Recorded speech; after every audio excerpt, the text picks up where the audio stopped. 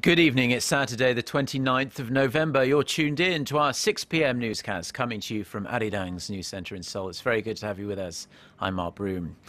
Our top story this evening: with everything running like clockwork, South Korea received a large shipment of Russian coal from a North Korean port earlier today. It's hoped the rare movement of trade between the two Koreas could be the first step towards stronger economic relations and all-round friendlier ties. Park Ji-won reports.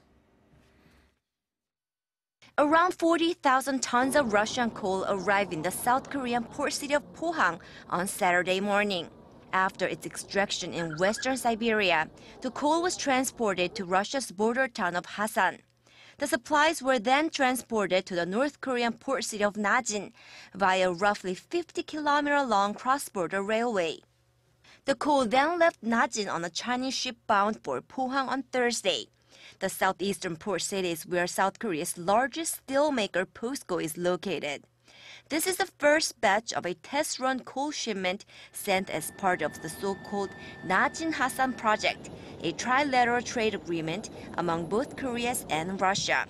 The project was proposed at a South Korea-Russia summit in Seoul last year.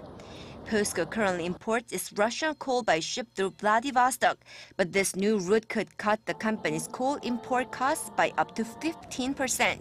The South Korean steelmaker says, however, that it needs to first check the quality of the shipment and further assess its economic feasibility before it makes a final decision about making greater use of the new route.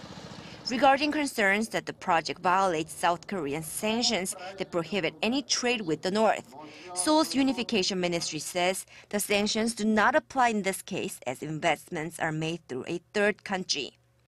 This comes as Russia's minister in charge of East Asian trade development, Alexander Galushka, was in Seoul this week for talks with South Korea's Unification Minister Ryu Gil-jae on ways to further boost trilateral cooperation among the two Koreas and Russia. Galushka's visit is significant as he met with North Korea's Special Envoy Choi Ryong-hae when he visited Russia earlier this month. There's hope inter-Korean relations could improve on the back of deeper trilateral economic cooperation with Russia.